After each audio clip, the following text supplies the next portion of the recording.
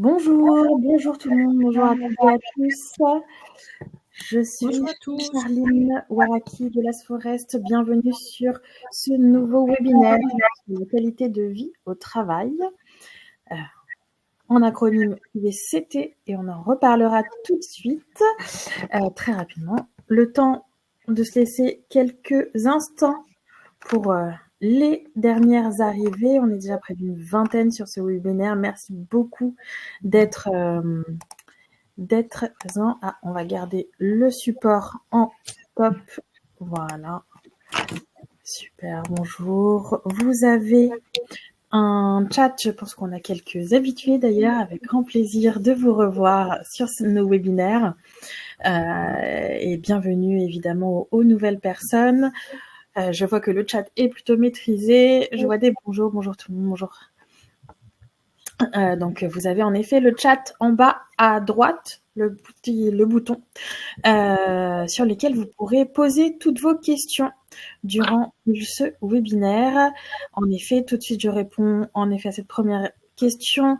Le webinaire est enregistré et le replay vous est envoyé automatiquement à l'issue de notre présentation, notamment pour les personnes qui ne pourraient pas rester jusqu'à la fin. Voilà, avec plaisir, Edouard. Donc on se laisse encore quelques instants. On est une vingtaine de personnes, ça va être super intéressant.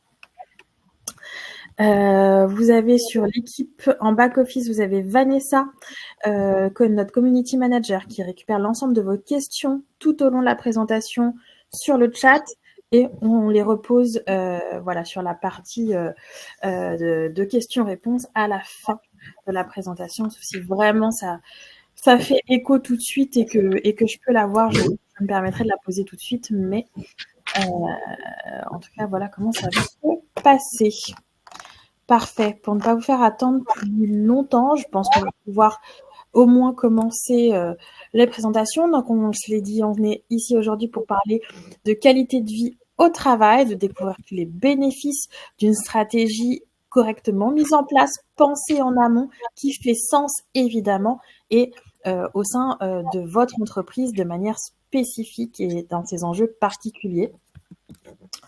Pour les personnes qui ont globalement, je pense plusieurs ont l'habitude, que ce soit avec nous ou d'une manière générale sur les webinaires, mais quelques petits déroulés. On va faire toute une présentation, notamment avec Nathalie et Marie-Hélène, qu'on va présenter très rapidement. Et puis viendra un temps de questions-réponses. Vos micros sont coupés, les webcams sont coupés et les questions donc bien via le chat en bas à droite, le bouton. Nous sommes ensemble pour à peu près une heure. On va se donner une heure et on pourra avoir quelques minutes de plus en fonction de vos questions, évidemment. Petit rappel, s'il le faut, sur Las Forest, qui sommes-nous, donc centre de formation continue spécialisé dans l'excellence de la qualité de service. On est là depuis bientôt 50 ans. Il faut se le dire, hein, ça va être, c'est pour bientôt. Notre anniversaire dès l'année prochaine, ça va être un grand moment. Nos formateurs sont des formateurs principalement issus du secteur HR, toujours très proches du terrain, toujours en contact avec les enjeux et leurs évolutions. Spécifique vraiment à notre secteur dans notre temps.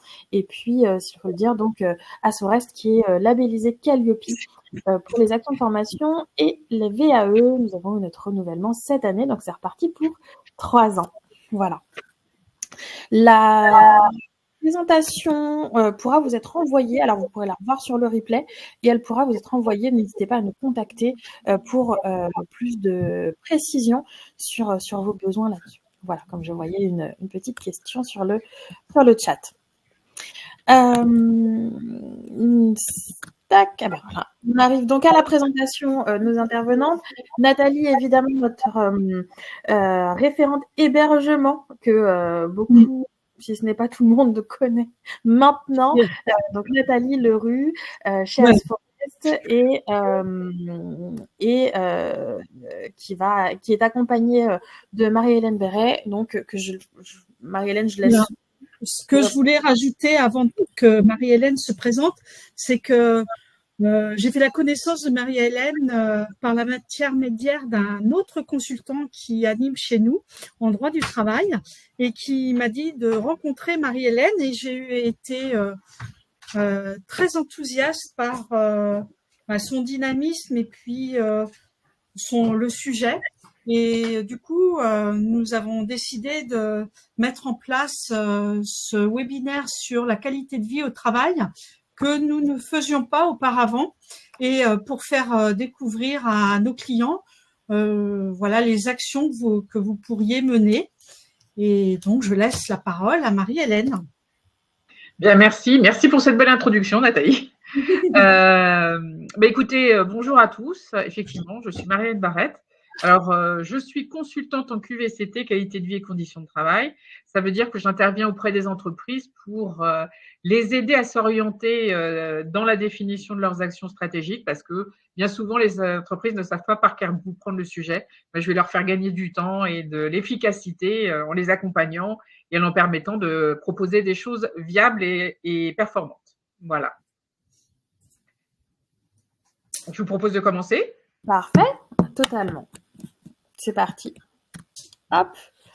On rentre Alors, tout de suite dans le on va parler, je ne sais pas, je commence? Ah oui, pardon, je disais juste on rentrait dans le vif du sujet, ça y est. Allons-y carrément. Alors, effectivement, on va parler QVCT aujourd'hui. Je vais vous faire un panorama assez rapide, mais pour rétablir un petit peu certaines vérités sur le sujet et vous permettre de caractériser vraiment de quoi on parle. Alors, on va commencer par se poser la question de savoir ce que c'est que finalement la QVCT. Donc, une définition rapide et pour chasser aussi les mauvais acquis.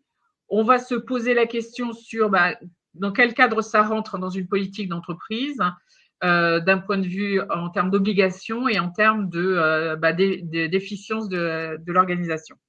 On va parler coût parce qu'il faut se parler les choses très directement et il faut pas omettre cette partie-là. Et enfin, quelques points sur lesquels on va un petit peu assister pour vous donner les clés d'une vraie politique QVCT réussie.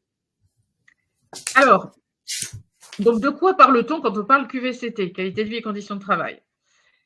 Eh bien, on ne parle pas de ça. Voilà, je vous ai mis en évidence certaines images qui souvent illustrent des articles. On voit beaucoup ça sur les réseaux sociaux, type LinkedIn, dans la presse, ainsi de suite. Donc, on voit toujours des gens, des collaborateurs hilars, heureux, en plein bonheur. On a le célébrissime baby-foot qui a fait beaucoup de mal à la QVT. La mise à disposition de corbeilles de fruits, les pauses yoga, gym dans les entreprises. Alors, je ne dirais pas que c'est pas une réalité, hein, parce que et ça peut avoir parmi ces opérations, il y en a un certain nombre qui peuvent avoir un sens. Par contre, la QVCT, ça ne se limite pas à ça. Et malheureusement, l'image de la QVCT a été beaucoup phagocytée par les grands groupes, principalement tertiaires, qui ont été les premiers à s'approprier effectivement ce type de démarche, mais qui du coup en ont fait émerger une image qui était assez caricaturale parce que l'obligation des grands groupes, c'est de faire des solutions qui conviennent au plus grand nombre. Donc, on est sur des solutions les plus moyennisantes possibles. Et plus on est moyennisant, moins on va être efficace et plus on prend le risque effectivement de s'éloigner un petit peu de la réalité quotidienne d'une entreprise de moindre taille. Donc voilà, ça c'est une représentation de la QVCT. Je ne dirais pas que c'est faux, mais je n'irai pas jusqu'à dire que c'est vrai. Alors de quoi on parle réellement quand on parle de QVCT? Alors je vais repartir de la définition d'origine qui a été définie lors de l'accord national interprofessionnel de 2013, qui est assez fondateur. Et ce qui est important, je vous ai mis en exergue certains mots, c'est d'une part d'avoir bien en tête que la qualité de vie au travail, il s'agit de concilier, donc de se faire rejoindre deux grands objectifs. D'une part, l'amélioration des conditions de travail. Alors, quand on parle d'amélioration, il ne s'agit pas de dire hier j'étais moche grâce à la QVCT, demain je serai belle. C'est plutôt de dire qu'on va faire évoluer les conditions de travail de telle sorte à ce qu'elles correspondent aux besoins réels du collaborateur. Donc, il y a ce premier aspect-là qui est comment je fais en sorte que mon collaborateur s'exprime et donne le meilleur de lui-même, surtout. Et de l'autre côté, ça n'a d'intérêt qu'à partir du moment où ça joue sur la performance globale de l'entreprise. Donc, ce double objectif est très, très important et ça va conditionner toutes les décisions et toutes les orientations qui vont être prises. Il faut que ça corresponde à des besoins collaborateurs et à des besoins d'entreprise. Si vous avez qu'un des deux, vous n'êtes pas dans la bonne démarche. Et alors, de ce que je viens de dire, là, vous voyez, j'ai parlé de qualité de vie au travail. Parce qu'on parlait de qualité de vie au travail en 2013, et puis précisément pour les raisons que j'ai évoquées sur le slide d'avant, où effectivement, il y a une image qui s'est collée à la qualité de vie au travail, qui était plus autour de solutions de confort, je dirais presque un peu gadget, qui ne faisait pas forcément avancer ni la performance des personnes ou très à la marge, ni la performance de l'entreprise. Il y a eu un deuxième accord qui a été signé en 2020, un deuxième accord national interprofessionnel, donc qui engage tous les acteurs de type les syndicats, les patronats, ainsi de suite. Il s'agissait là de, en quelque sorte, en rajoutant ce C et en passant de qualité de vie au travail à qualité de vie et conditions de travail, de remettre en quelque sorte l'église au milieu du village. On parle bien, quand on mène une action en QVCT, on parle bien du travail. Et c'est l'objet de toute la réflexion. Comment je travaille, comment je rends le travail intelligent, comment je rends le travail performant, comment je rends le travail efficace pour la personne. Alors, suite à ça, vous allez me dire ça veut dire qu'on va s'intéresser à quoi quand on commence à parler à QVCT. Alors, il y a plusieurs façons de regrouper les domaines d'exploration. Là, je vous ai donné la référence, enfin qui est la mienne, j'utilise beaucoup. Il y a d'autres références, mais grosso modo, vous allez retrouver les mêmes thèmes de toute façon. Donc, ces domaines d'exploration sont divisés là en 6 et je suis la structure de l'ANACT, donc l'Agence nationale pour l'amélioration des conditions de travail, qui met en exergue donc 6 thèmes. Le premier qui est la relation de travail et climat social, autrement dit, comment fonctionne l'entreprise, comment on se sent dans l'entreprise. Est-ce que l'ambiance est bonne? Est-ce qu'il y a une tension? Est-ce que quand vous rentrez, est-ce que quand le collaborateur arrive, il se sent en tension? Est-ce qu'il s'entend bien avec sa hiérarchie, avec ses collègues? Est-ce que, si votre taille le permet, vous avez effectivement le rôle des instances représentatives du personnel est bien à sa place? Est-ce qu'il y a un vrai dialogue? Est-ce que le dialogue social est établi? Voilà, c'est tous ces sujets-là qui peuvent être explorés. Deuxième sujet, c'est le contenu du travail. Alors ça, c'est pas négligeable parce que on se rend compte que la clarté des consignes n'est pas toujours là. C'est-à-dire on est embauché sur la base d'un descriptif de poste. Après, il y a la réalité. Donc, il faut être sûr il faut savoir se poser des questions aussi sur qu'est-ce qui est compris de ces consignes. Est-ce que ça couvre réellement l'ensemble des tâches qui sont effectuées tous les jours? Quelle est la capacité, quelle est l'autonomie de la personne sur son poste? Est-ce qu'elle a une capacité d'agir ou pas? Comment entre la charge de travail prescrite, ressentie, vécue, est-ce qu'il y a une adéquation? Parce que si vous avez l'impression de donner une charge de travail tout à fait raisonnable, mais qu'elle est mal vécue, vous allez effectivement provoquer des dysfonctionnements sans même vous en rendre compte. Il ne s'agit pas de lever une culpabilité, mais effectivement, il y a un ressenti qui n'est pas le bon. Il faut savoir remettre les choses en place. Donc voilà, on va parler de tous ces éléments-là. Après, il y a bien évidemment la santé au travail. Donc ça, je dirais, c'est le domaine où chacun est le plus avancé puisque on s'intéresse bien évidemment aux impacts du travail sur le corps et de plus en plus sur l'esprit aussi. Donc ça veut dire qu'on pense à aménager les espaces, le matériel, voilà, c'est tous ces éléments de réflexion qui sont pris dans ce cadre-là. Quatrième thème, c'est le parcours professionnel et compétences. Donc, ça veut dire qu'on va se poser des questions sur la formation. Est-ce que la personne se sent toujours en adéquation avec les compétences nécessaires pour son poste, comment elle envisage sa progression de carrière, est-ce que les entretiens professionnels qui sont certes une obligation, mais est-ce qu'ils sont bien réellement faits? Est-ce que surtout ils atteignent leurs objectifs? Qu'est-ce qu'on arrive à construire derrière? Voilà, donc là on est sur le parcours professionnel et compétences et ça va intéresser aussi tout ce qui va être bien évidemment maintien dans l'emploi. Beaucoup de questions qui vont se poser, soit en cas de handicap, de maladie, soit effectivement avec les conditions maintenant de départ à la retraite qui sont éloignées. Donc, il faut aussi amener le collaborateur à pouvoir continuer à avoir une capacité à être efficace, efficient et à se sentir bien dans son travail jusqu'au bout.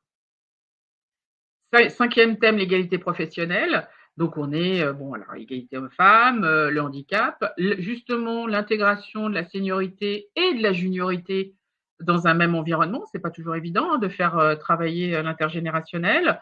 Ça a des conséquences sur les aménagements de travail, les relations sociales, comment on fait que tout le monde arrive à bien travailler ensemble et comprenne les codes des uns et des autres. Donc voilà, l'égalité professionnelle. Et enfin, le dernier point, alors que il n'y a pas d'ordre d'importance, parce que je dirais qu'au contraire, le management qui arrive en dernier, c'est quand même un élément très, très important. C'est effectivement on dit souvent que bien souvent, les collaborateurs restent ou partent de l'entreprise pour des raisons liées à leur management. Donc, il y a un enjeu très, très fort sur le management. C'est-à-dire comment on agit, moi en tant que collaborateur, comment on agit sur moi, quelle est ma capacité de pouvoir m'exprimer, est-ce que j'ai bien compris tout ce que je fais, est-ce que je peux échanger, et on arrive aussi à tout ce qui est politique de rémunération. Alors derrière la politique de rémunération, vous avez bien évidemment le système de salaire, voire le salaire, et vous avez aussi tout le système de rémunération complémentaire, de primes, ainsi de suite.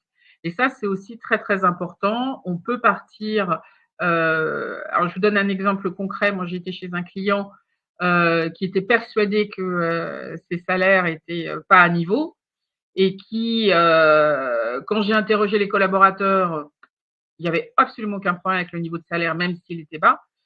En revanche, ils se posaient des questions quant à l'obtention des primes. C'est-à-dire qu'ils avaient des primes qui leur étaient allouées en fonction effectivement des périodes d'activité très, très fortes, mais c'était écrit nulle part et donc c'était à la bonne volonté du chef d'entreprise qui le faisait quasi systématiquement, certes, et qui le faisait surtout en fonction de ses moyens du moment. Et ça, c'était apprécié parce que c'était une reconnaissance du travail, mais là où ils avaient du mal, c'était sur le fait que ça arrivait, ils ne savaient pas trop quand, combien, comment, enfin voilà, les règles n'étaient pas assez précises. Et donc ça, c'était un petit peu gênant. Ce n'était pas dramatique, mais c'était un peu gênant. Et puis c'est surtout que ça réparait effectivement une rémunération qui était à la base pas très élevée. Donc vous voyez, quand on se pose des questions, ça peut être, quand on parle d'une politique de rémunération, ce n'est pas que le niveau de salaire et comment on va le faire augmenter. Ça peut être juste des ajustements parce que dans le fond, ce qu'a déboursé le chef d'entreprise, c'est la même chose. Par contre, les règles étaient plus claires et plus lisibles pour les collaborateurs. Donc, par la suite, on va continuer. Merci Charline. Voilà. On va se dire les choses un peu en transparence par rapport à la QVCT. Un tout petit peu avant. Voilà. On va se dire les choses assez clairement parce que je voudrais un peu battre en brèche certaines fausses idées. Et mettre en avant des choses qu'on oublie un peu. Je suis intimement persuadée que la QVCT est beaucoup plus efficace et beaucoup plus performante dans une TPE-PME que dans une très grosse structure. Moi, quand j'interviens dans des très grosses structures, ça va être sur des services. Une politique globale de QVCT, souvent, c'est quelque chose de très générique qui va, effectivement, qui a un bénéfice que tout le monde va avoir, mais qui n'est pas ciblé. L'intéressant, la performance d'une politique QVCT, c'est quand vraiment elle répond à des besoins qu'on a clairement identifiés.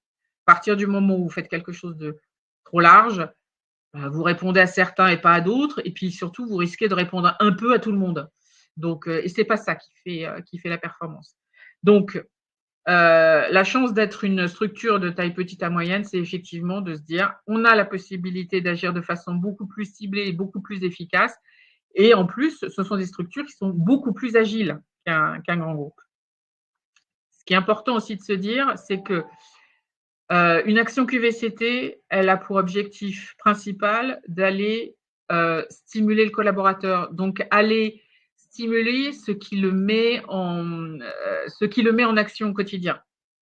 Donc, c'est pour ça qu'on se posera toujours la question de je peux mettre des plantes vertes parce que c'est joli. Est-ce que ça stimule réellement le collaborateur? Peut-être parce que les locaux sont étouffants et tout ce que vous voulez, mais l'idée, c'est de se dire je dois m'assurer d'abord que ça a une action réelle sur l'activité du collaborateur.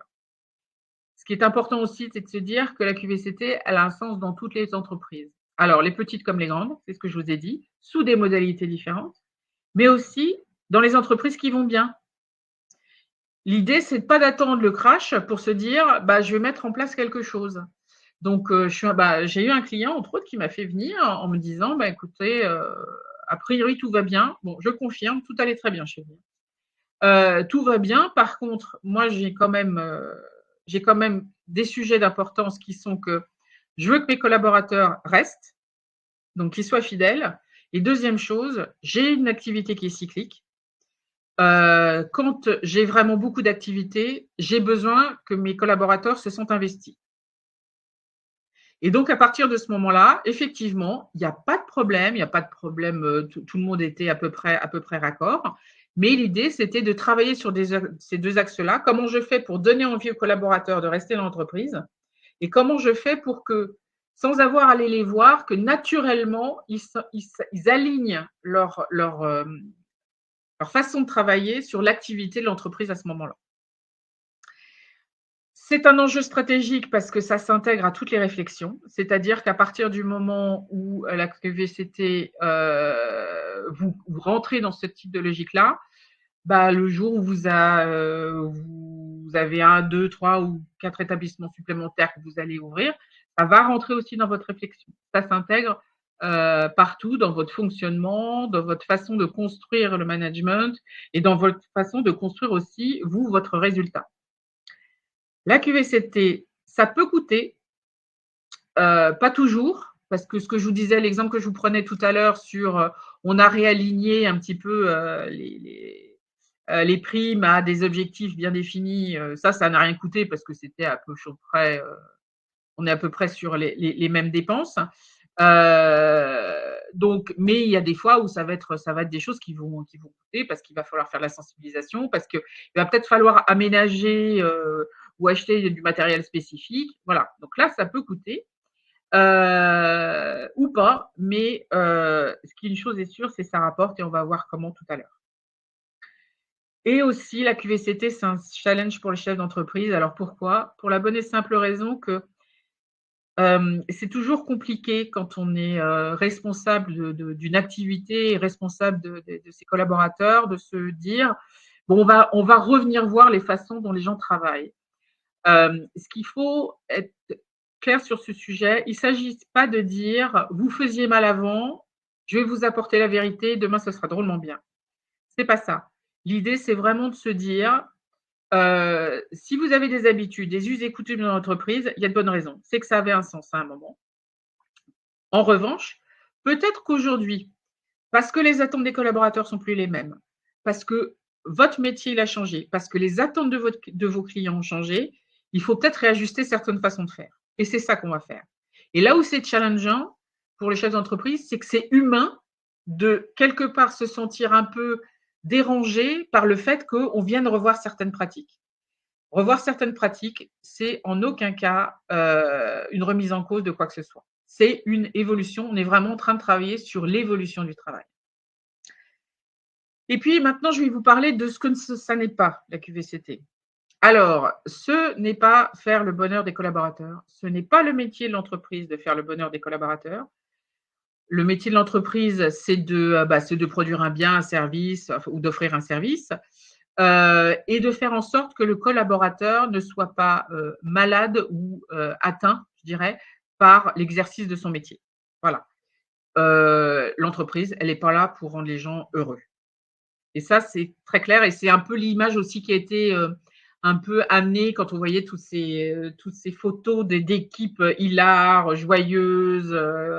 Voilà, bon, c'est un effet, c'est le deuxième effet, tant mieux si ça arrive, mais c'est pas, en tout cas, c'est pas un objectif.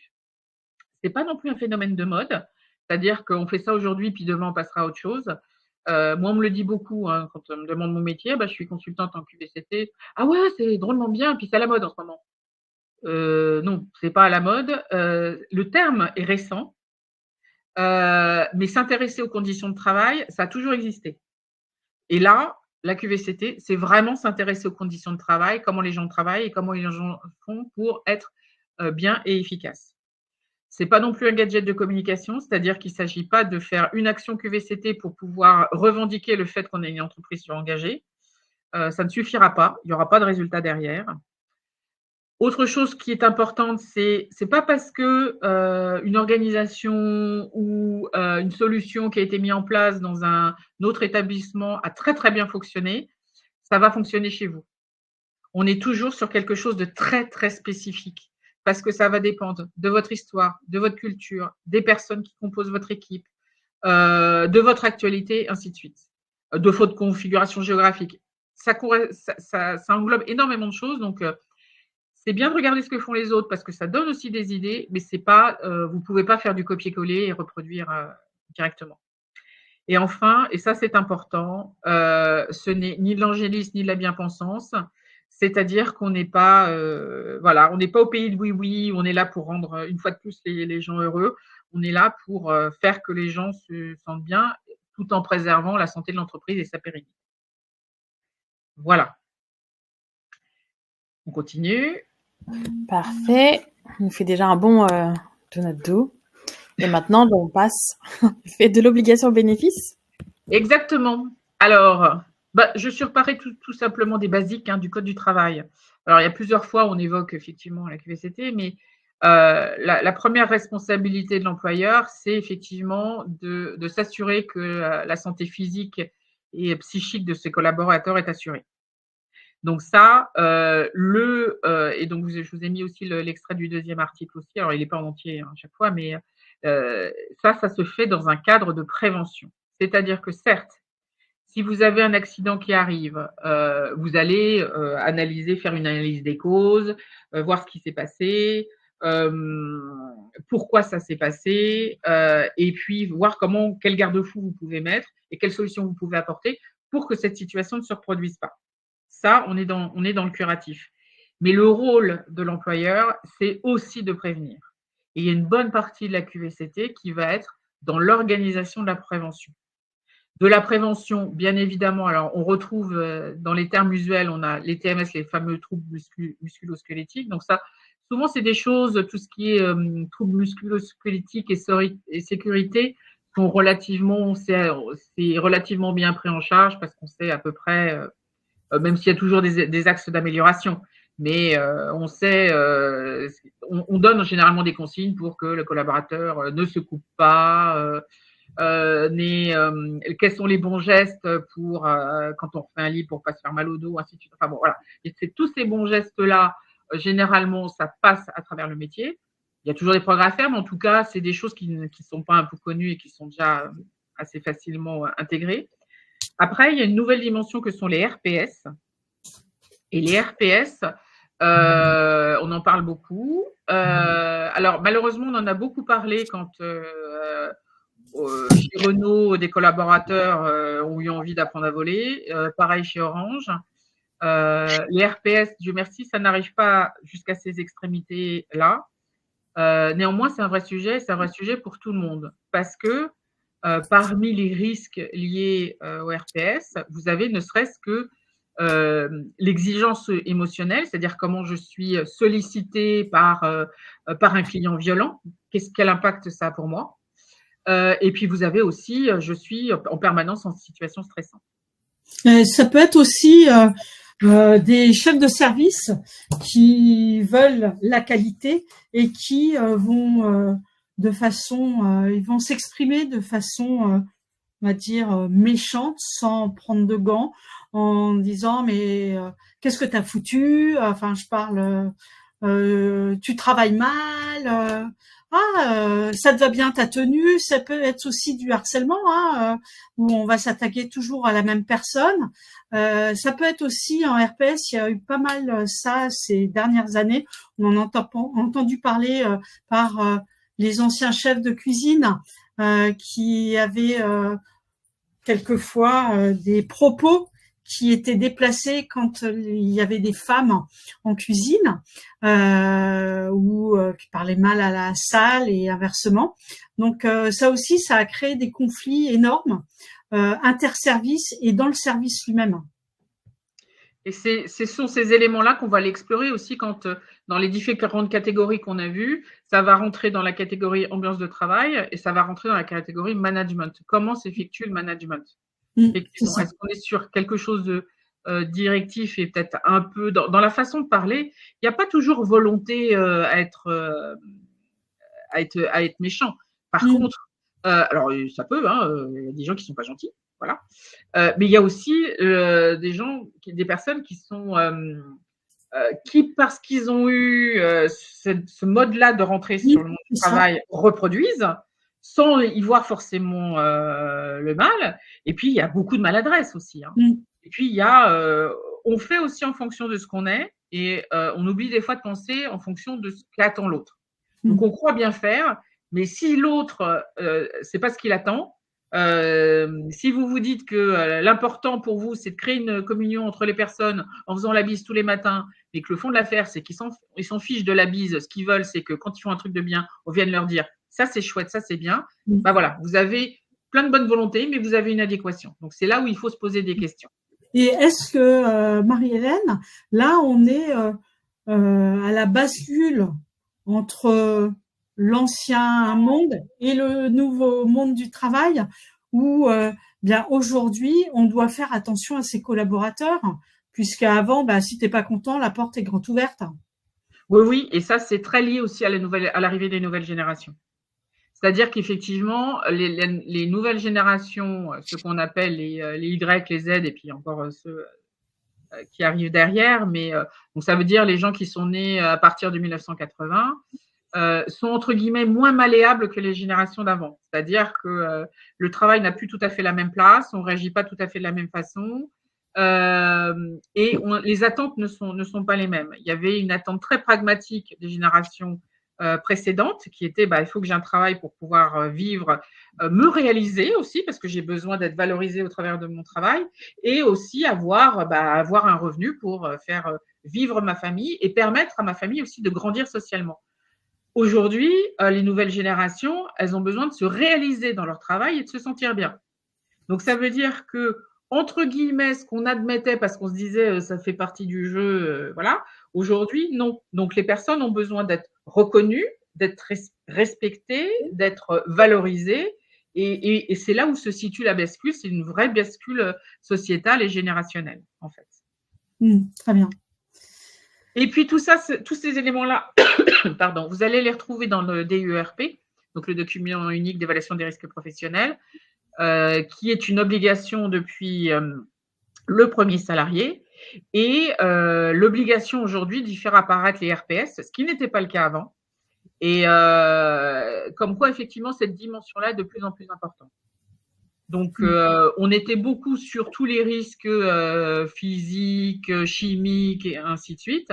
Et là, vraiment, les risques psychosociaux ont pris toute leur place dans la réflexion sur la santé en entreprise.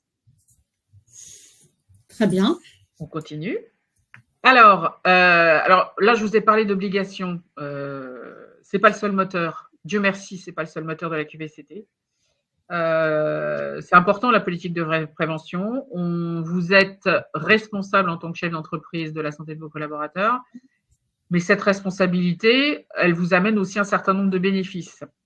Alors, les avantages sur l'activité d'une politique QVCT qui est bien menée, ça va vous apporter des éléments de performance d'un point de vue commercial, tout simplement parce que un collaborateur qui est en adéquation avec son travail, qui arrive et qui se réalise dans son travail, c'est quelqu'un qui va fournir une meilleure qualité de service. Donc, la meilleure qualité de service, alors ça se traduit par une satisfaction client, ça se traduit par une fidélisation aussi de vos clients, et puis ça se traduit aussi par un très bon bouche à oreille, qui est quand même très important. Ensuite, la performance fonctionnelle. Dans la politique de QVCT, on va aller s'intéresser dans différents thèmes, à certains irritants. Ce qui est important, c'est de se dire que ces irritants, ce sont aussi tous ceux qui vont de temps en temps empêcher la machine d'être parfaitement fluide.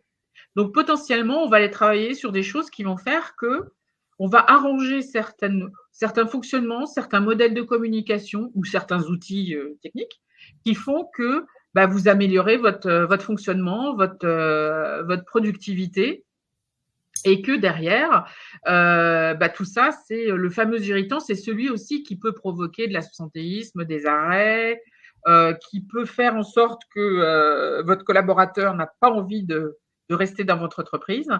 Donc voilà, donc on va faire en sorte que votre fonctionnement même soit fluidifié. Après, effectivement, vous avez une performance économique parce que vous baissez vos coûts qui sont liés aux absences, aux arrêts de travail, ainsi de suite. Tous ces petits irritants qu'on a identifiés potentiellement, ça peut, le fait que l'information se passe pas bien entre une équipe de jour et une équipe de nuit, voilà, ces petits dysfonctionnements-là, ça joue sur votre performance économique parce que ça joue sur la satisfaction de vos clients. Donc, à partir du moment où vous résolvez ça, vous arrivez effectivement, vos dysfonctionnements vont faire qu'en étant diminués, vous arrivez à une meilleure performance et un meilleur résultat. Et puis, il y a la performance sociétale, parce que effectivement, vous installez une coopération et un fonctionnement sain entre vos collaborateurs. Vous instaurez des conditions de travail qui soient non abrasives, je dirais, d'un point de vue physique et psychique. Et donc, tout ça, ça vous génère aussi de la cohésion d'équipe, de l'envie d'aller ensemble, puis surtout de l'envie de faire avancer l'entreprise. Alors, je continue.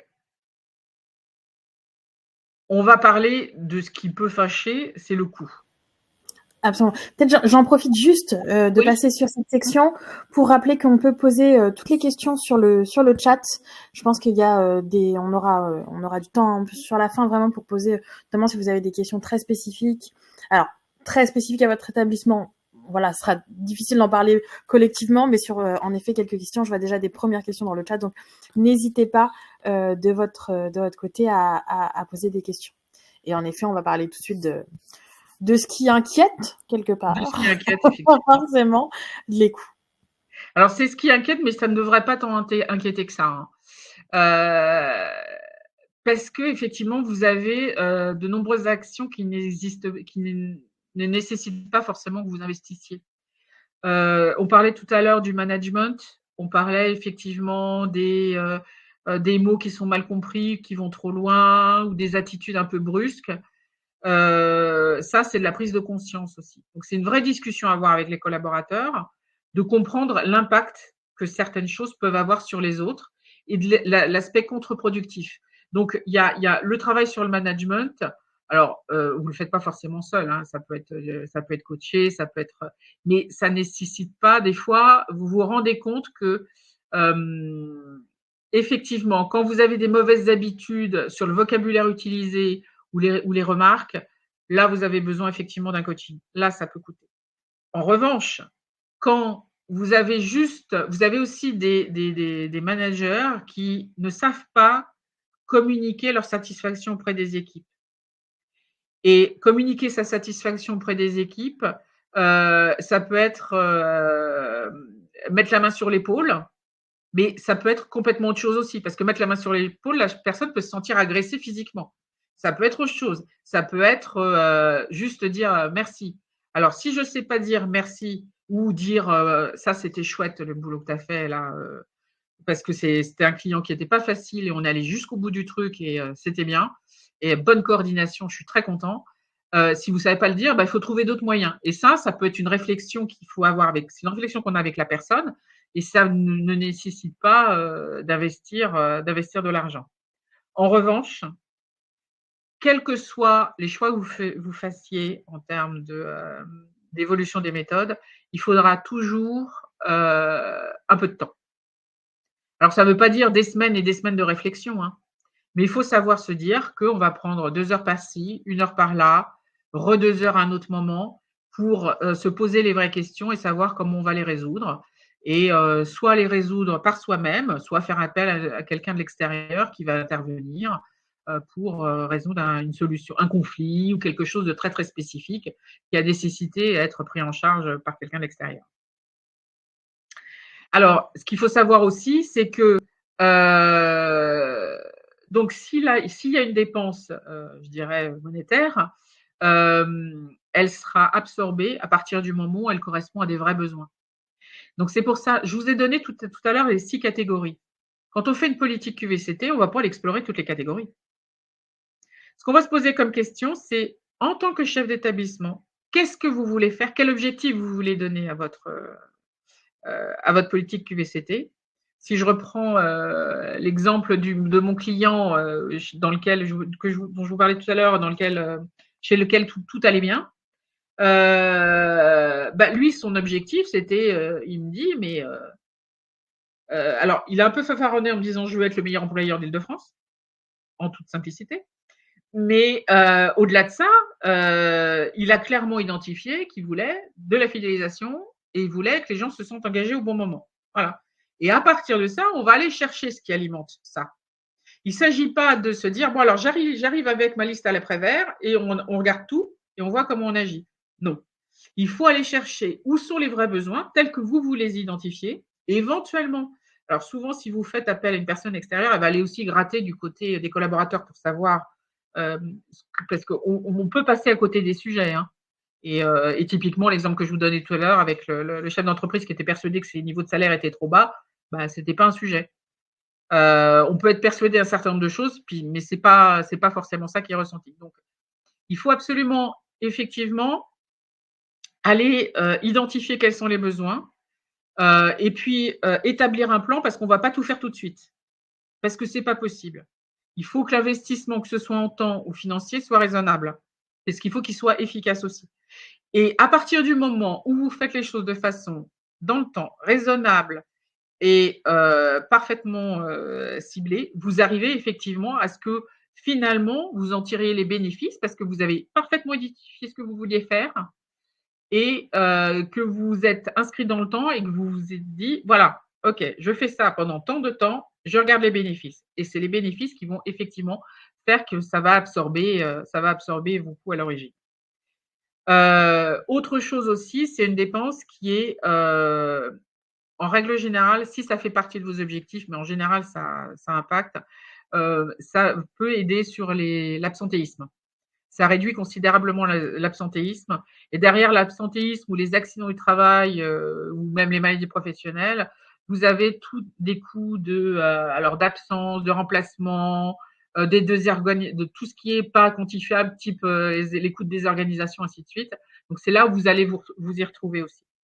Et puis, un plan d'action QVCT, ce n'est pas quelque chose qui se déclenche un jour où on met sur la table une grosse filasse de billets et puis après, voilà, c'est fait. Ça s'inscrit dans le temps, donc vous pouvez très bien niveler tout ça et l'étaler dans le temps si vous avez besoin effectivement d'investissement. Mais sachez que parmi les investissements, vous pouvez avoir des choses qui sont effectivement une dépense, mais qui sont très, je dirais presque anecdotiques. Pour un de mes clients qui travaillait, qui a un entrepôt, enfin qui a un site de vente en ligne, et donc la majorité de ses collaborateurs sont des manutentionnaires. Les manutentionnaires, concrètement, on s'est rendu compte qu'ils avaient froid l'hiver et chaud l'été parce que dans des entrepôts dont vous n'êtes pas propriétaire avec un joli toit en tôle, vous en profitez bien l'hiver et vous en profitez très bien l'été. Alors, l'été, je ne reviendrai pas sur comment on a géré, mais au moins sur l'hiver, il y a une chose qui a été très importante et qui a eu un très gros succès, c'est qu'on a acheté pour tous les collaborateurs une polaire. Alors, c'est un soft shell, hein, c'est pas tout à fait la même matière, ça peluche pas, c'est encore plus chaud, enfin bon, je vais pas vous le vendre. Logoté à la marque, et ça a été donné aux collaborateurs. Et ça a été, alors ça, de mémoire, je crois que c'est logoté, hein, ça devait être autour des 27 € pièce.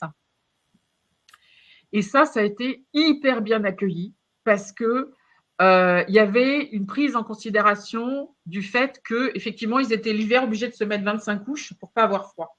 Alors là, on a choisi une matière qui était facile d'entretien et qui leur permettait d'avoir chaud sans avoir 25 couches. Et puis surtout, ils avaient tous le même. Donc, c'était pas un uniforme, mais c'était un signal de reconnaissance entre eux. Et puis voilà, et ça a été le truc qui a eu le plus de succès.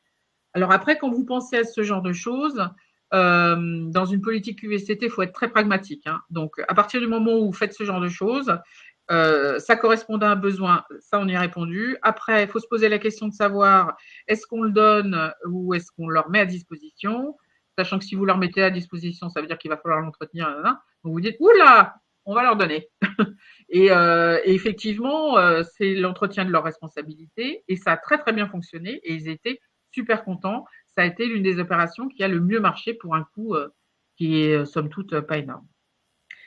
Alors, les difficultés aussi par rapport à ce que je viens de vous dire, c'est que néanmoins, c'est très difficile à mesurer directement. C'est-à-dire que quand une entreprise engage un commercial, elle est capable de budgéter le coût du recrutement, le salaire, et puis en face, elle met un objectif de vente. Donc, bon, à moins qu'elle se soit plantée dans son recrutement, elle sait d'où elle vient et elle sait où elle va. Quand vous parlez QVCT, malheureusement, vous ne pouvez pas. Pour la bonne et simple raison que le calcul ne se fait pas comme ça. Vous n'avez pas, c'est pas parce que demain vous menez une action sur, par exemple, le manager apprend à aller un petit peu plus souvent voir les équipes et partager aussi sa satisfaction à certains moments.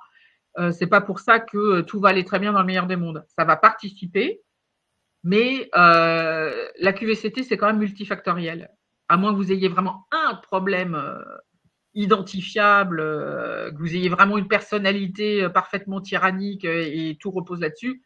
Bon, voilà. Mais sinon, c'est souvent multifactoriel. Donc, ça va être, du coup, ça va mettre un petit peu de temps parce que il y a 1, 2, 3 actions qui vont s'installer dans le temps. Et puis, et précisément, c'est ça qui est compliqué, c'est de se dire que vous ne voyez pas tout de suite. Donc, il faut être patient. Et enfin, dernier élément qui est très important, c'est que vous êtes principalement sur des actions de prévention. Ça veut dire que vous travaillez pour que les événements n'aient pas lieu. Alors, pour mesurer le coût des événements qui n'ont pas lieu, c'est un petit peu compliqué. Donc voilà, c'est en ça où c'est difficile à mesurer, c'est-à-dire que vous pourrez globalement vous en rendre compte avec le temps, par les remontées de vos collaborateurs, par leur façon de travailler, par des situations compliquées qui ne se représenteront pas, ainsi de suite. De là à vous dire, je suis capable de mettre un chiffre qui correspond à cette dépense-là dans mon bilan, c'est compliqué. Et enfin, je voulais aborder avec vous une dernière partie qui est qu'est-ce qu'il faut, quels sont les incontournables, c'est pas tout, hein, mais quels sont les incontournables pour qu'une démarche QVCT fonctionne bien? Eh bien, il faut effectivement un engagement de la direction dans le sens où il faut que vous soyez convaincus. Ça, c'est très important. C'est-à-dire que si vous avez des doutes, vous ne lancez pas parce que ça ne marchera pas. Si vous avez des doutes et si vous ne serez pas capable d'engager les personnes, ça ne durera pas dans le temps et là, vous faites un investissement qui est perdu, très clairement. Donc, il faut en être convaincu et devenir acteur aussi. C'est-à-dire discuter aussi avec les gens sur pourquoi vous faites ça. Et à partir de ce moment-là, vous passez le bon message. Ce qui est important aussi, c'est la mise en discussion des sujets. J'entends par là le fait, et ça c'est un élément très important, c'est que une politique QVCT, ça ne peut pas être des décisions unilatérales parce que vous êtes toujours obligé de vous confronter à la réalité en face. C'est-à-dire que on observe un phénomène, même si on comprend, il faut être sûr qu'on puisse être sur la bonne ligne. Donc, il y a toujours des éléments qu'il faut aller gratter pour être sûr qu'on fait le bon investissement. Et ça nécessite un minimum de discussion. Une fois de plus, pas des réunions à non plus finir. Il faut savoir parler aux uns et aux autres, même 3 minutes, mais leur poser des questions très directes, on arrive à avoir des informations. Et Marie-Hélène, est-ce que, par exemple, une entreprise qui mettrait en place une boîte à idées, ça peut aider à améliorer cette qualité de vie au travail, que ça soit par des réponses anonymes ou des choses… parce que quelquefois, les personnes n'osent pas s'exprimer de peur de dire oui, on va me dire que je revendique. Alors, ça veut dire, il y a plusieurs choses à dire là-dessus. La première, c'est de dire que une boîte à idées, c'est une très bonne solution à partir du moment où ce qu'il y a dedans est traité, parce que installer une boîte à idées, ça ne suffit pas. Ça veut dire qu'il faut que ce soit traité et qu'on a envoyé le message que ça a été traité. Donc, de dire, j'ai vu que vous m'avez fait remonter que le chariot était un peu dur sur la moquette, machin, qu'il faut pousser comme une dingue, machin, j'ai mal au dos. Ça, vous me l'avez remonté. On va voir ce qu'on peut faire, comment ça peut s'arranger, et on vient vers vous pour vous dire. Alors, quand je dis vers vous, c'est pas forcément parce que comme c'est anonyme, voilà, c'est pas forcément la personne. Mais en tout cas, ça ne fonctionnera qu'à partir du moment où effectivement il y ait une communication sur le fait qu'on a pris en charge ou pas. On peut très bien dire, écoutez, vous êtes gentil, mais vos chariots là, ils ont 6 mois. Donc, on va voir ce qu'on peut essayer de faire, mais il y a peu de chances qu'on arrive à faire grand-chose. Parce que c'est lié, je ne sais pas quoi, la moquette qui est trop épaisse, enfin, je vous dis n'importe quoi. Mais voilà, il y a des fois où mais au moins vous dites, j'ai regardé et j'ai essayé de faire quelque chose ou je ne peux pas faire quelque chose. Ça, c'est la première chose. Après, une boîte à idées, là où c'est un bon point de départ, mais ça veut dire aussi que les personnes ne se sentent pas libres de parler ou n'ont pas l'espace de parler. Donc ça, c'est un signal. Donc ça, il faut l'entendre. Il faut se dire, peut-être qu'il faut qu'on fasse des réunions d'équipe plus souvent. Il faut peut-être aussi démystifier le truc et dire, vous avez le droit à la parole, j'ai le droit de dire que je ne suis pas d'accord, vous avez le droit de dire votre côté que vous n'êtes pas d'accord, et après, et là j'arrive au troisième point, on fait un compromis. C'est-à-dire que quand on se lance dans des politiques QVCT, la direction va faire des compromis, les collaborateurs vont faire des compromis, parce que ça ne sera pas ou tout l'un ou tout l'autre. Il faut réussir à trouver un équilibre, et ça, pour ça, il faut effectivement ouvrir un espace de discussion qui permet aussi, au-delà du fait de discuter, de récupérer de l'information, ça permet aussi d'établir, en fait, de communiquer sur pourquoi les choses sont faites. Et une fois qu'on comprend pourquoi les choses sont faites, souvent elles sont mieux vécues. Mais aussi, il ne faut pas que ça soit restreint aux personnes qui s'occupent du CSE et qui sont en relation avec la direction. Bien entendu, il faut que cette mise en place soit avec l'ensemble du personnel. Il ne faut pas qu'il y ait des porte-paroles. Oui. De toute façon, ce qui est bien, c'est qu'en fonction de la taille de l'établissement, il peut y avoir des référents, mais après, la communication, elle est importante envers tout le monde. Et en fonction, pareil, de la taille, vous pouvez soit organiser un jour, en fonction des équipes, du renouvellement des équipes, ainsi de suite, de temps en temps, faire un petit point d'une demi-heure dans un coin en posant quelques questions précises pour faire parler tout le monde, ce qui valorise aussi la personne parce qu'on reconnaît son importance dans la mécanique de l'entreprise. Puis vous pouvez faire aussi des enquêtes et des questionnaires. Après, tout va dépendre de votre population et de la nature de votre population parce que la difficulté des questionnaires, c'est quand vous avez des personnes qui maîtrisent pas très bien l'écriture ou la lecture. Donc, ce qui peut arriver sur certaines catégories de personnel. Donc, mais en tout cas, il faut laisser la place à la discussion, il faut laisser la place pour que les gens s'expriment à un moment ou à un autre et demander leur avis. C'est-à-dire qu'il y a un moment où ce qui est bien aussi, c'est pas seulement de dire qu'est-ce qui va pas, mais comment vous, en tant que professionnel, vous verriez qu'on pourrait agir pour finalement améliorer. Donc, quel est votre avis sur ce sujet-là? Il faut aller chercher le positif parce qu'ils ont plein de. On se rend compte aussi que dès qu'on ouvre la parole aux collaborateurs, ils ont plein d'idées auxquelles on n'avait pas pensé. Oui, et puis souvent, ils disent, mais moi, si j'étais à la place de mon chef, eh ben, moi, je ferais comme ça. Parce qu'eux, ils ont une autre vision et souvent, ça nécessite pas de coût. C'est simplement de modification de certaines choses, des petits éléments qui permettent que le rouage fonctionne mieux et que ça puisse avancer convenablement. Oui, et puis, et une fois de plus, si ça ne doit pas avancer comme ils le proposent, il y a peut-être des raisons, enfin, il y a probablement des raisons, il faut leur expliquer.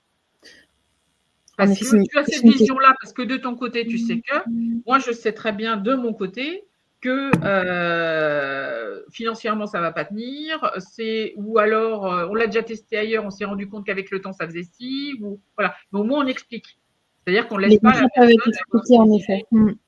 Je me permets juste, parce que je vois le temps avancer et que c'est un petit peu mon rôle de voilà. On a quand même quelques questions sur le chat, donc ce serait intéressant de pouvoir en parler. Je pense notamment à il existe l'IBET, l'indice du bien-être au travail, qui donne un bon point de repère, indice économique qui est le plus utilisé pour évaluer l'impact d'actions de prévention et ou correctives. Est-ce que c'est un indice que vous utilisez? Comment Non, moi, je ne l'utilise pas parce que, en fait, je travaille principalement avec des moyennes et petites structures, des PME, PMI ou des établissements de taille intermédiaire. Et concrètement, des indicateurs comme ça, c'est plus utile pour des grosses structures qui ont des bilans RSE à publier, qui ont besoin de chiffres pour alimenter justement cette réflexion-là. Moi, je ne l'utilise pas parce que j'ai en face de moi des gens qui ont besoin d'être assurés par des chiffres, par des choses très pragmatiques et pas forcément. Mais c'est une très bonne chose, hein, je ne dis pas. Hein. Mais jusqu'à présent. Il est peut-être moins calcable sur des plus petites entreprises, moins pertinent sur des plus petites entreprises. Oui, parce que quand je disais un bon indicateur global aussi. Oui, non, mais je ne remets pas du tout en cause l'indicateur. Mais si vous voulez, moi, j'interviens des fois sur les entreprises où il y a 9 personnes. Hein. Donc, vous faites pas non plus des stades de malades hein, sur 9 personnes. Au bout d'un moment, vous arrivez à un problème de représentativité. Hein. Bien évidemment. À un moment donné, je pense que c'était sur la question de notre super entrepreneur au top dans dans la vie de son entreprise, pourriez-vous nous donner des actions concrètes qui peuvent être mises en place pour engager justement les équipes à un moment X, notamment lié à une forte activité? Alors, je pense que c'est un contexte global. Donc, il faut aussi installer une culture qui vise à faire en sorte que, quelque part, les collaborateurs sont toujours prêts à agir. Donc, ça veut dire qu'il faut les responsabiliser par rapport et leur expliquer où est-ce qu'ils sont dans la chaîne, finalement. Quel est leur rôle et comment, eux, quelle importance ils ont aussi. Et ça, ce qui est très important, c'est la reconnaissance du travail bien fait. C'est aussi une façon et aller interroger les gens sur comment tu penses qu'on pourrait faire pour passer ce cap-là ou pour, quel que soit le sujet, hein, je ne parle pas de poste à responsabilité plus, hein, quel que soit le sujet, de demander aussi aux gens d'intervenir sur leur travail et de demander leur avis, vous valorisez la personne, vous l'incluez dans une logique beaucoup plus globale.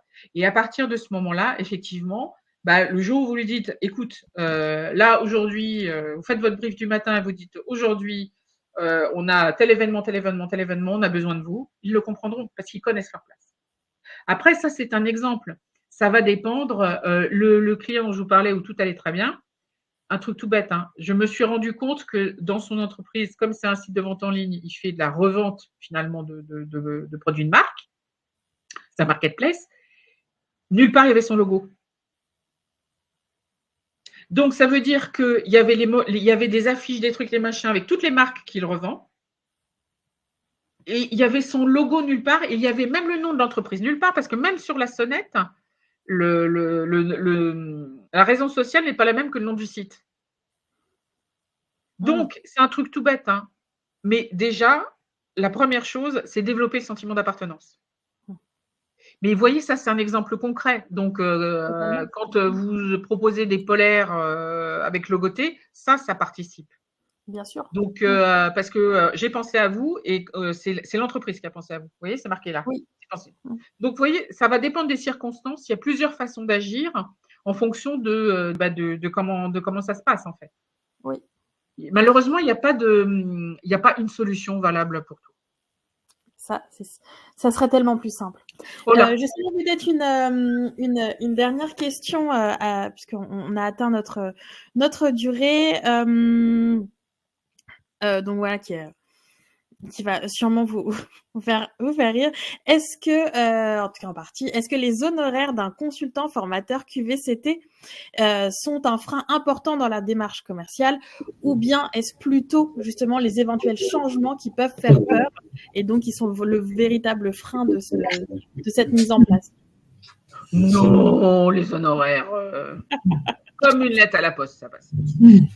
Non, mais ça dépend de la nécessité. Je ne dis pas qu'il faut faire intervenir un consultant à chaque fois, hein. Ça dépend de quelles sont les problématiques et de quelle nécessité vous avez besoin de faire, de prendre du recul sur votre activité. C'est sûr.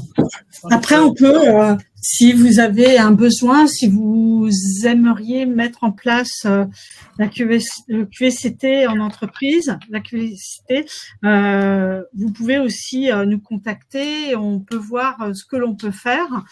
Pour notre part, nous avons envie de mettre en place avec Marie-Hélène une journée de formation pour aller plus en profondeur de chaque item pour les managers et pour les DRH et RH, pour les établissements de moins de 50 salariés ou même de moins de 20, pour qu'on puisse, pour vous puissiez aller plus loin et trouver des outils pour le mettre en place. Donc du coup, là, bien, vous allez échanger avec d'autres établissements. Chacun aussi a des bonnes idées, peut-être applicables ou pas dans votre établissement. Mais voilà, le but, c'est que si ça intéresse, là, il faut que je fasse moi-même un sondage pour savoir si vous seriez intéressé de mettre en place cette formation, soit en juin ou à partir de septembre, après les Jeux Olympiques qui bloquent beaucoup de choses là en ce moment. Donc voilà, à nous de voir, de revenir vers moi et puis nous aimerions bien mettre en place cette journée de formation. On a déjà le programme, on a tout. Voilà, mais pour le moment, je n'arrive pas à savoir si je vais avoir suffisamment de personnes pour le mettre en place. Et puis, voilà, si ça peut intéresser, si ce sujet peut intéresser, puisque c'est la première fois qu'on aborde ce sujet chez Asforest depuis 2007. Voilà. Sous cet angle-là, moi, alors je vois dans le chat que plusieurs personnes sont intéressées. En tout cas, on remercie également sur les propos pertinents qui ont été proposés à ce moment-là. Ce qu'on vous propose, c'est de vous contacter les personnes qui se sont inscrites, qui ont montré de l'intérêt déjà pour la thématique, pour voir comment vous voyez les choses dans vos établissements. Est-ce qu'il y a des choses qui ont déjà été mises en place? Est-ce que justement, ça serait l'occasion d'aller plus loin? Nos formations, et en tout cas sur ce premier point d'une formation qui serait peut-être davantage donc ce qu'on appelle en inter avec plusieurs établissements, mais on pourrait proposer également en intra, bien sûr. Pour aborder des points vraiment plus spécifiques et aux enjeux très spécifiques de chacun de vos établissements. En tout cas, il y a aussi en tout cas, comme toujours avec l'Asforest, des moyens d'organiser aussi et de faire prendre en charge un certain nombre de choses. Donc ça, c'est chaque dossier pourra être étudié, mais on se permettra de vous rappeler, enfin de vous contacter toutes les personnes qui se sont inscrites et qui ont participé pour voir ce qu'il en est de votre côté également après ces premiers échanges. Voilà, merci en tout cas. Je peux me permettre. Oui, bien sûr. Je rajouterai juste une dernière phrase parce qu'il y avait quelque chose qui était intéressant. J'ai plaisanté sur le coût du consultant. Sur le frein au changement, mettre en place une politique QVCT, c'est pas faire la révolution. Hein. Parce qu'on est toujours, il ne s'agit pas de déstabiliser l'établissement. Donc le frein éventuellement, enfin, moi la seule fois où j'ai vu des freins, c'était plutôt sur des grosses structures et c'était sur les RPS. Mais c'est pareil, on n'est pas là pour faire émerger les problèmes, on est là pour apporter des solutions quelque part. Donc la révolution, une fois de plus, c'est pas une révolution, c'est une évolution. Tout à fait. C'est parfait. Et ben c'est un joli mot de la fin, je trouve, qui donne pas mal d'espoir sur le sujet justement et matière à continuer nos réflexions. Merci beaucoup Marie-Hélène, merci Nathalie, merci à tout le monde d'avoir participé activement d'ailleurs à ce webinaire et on se dit à très bientôt pour parler de QVCT et puis d'autres formations également à Las Forest. Je vous souhaite une très bonne fin de journée et à très bientôt. Bonne journée. Merci beaucoup. Au revoir. Au revoir. Merci. Au revoir. Au revoir.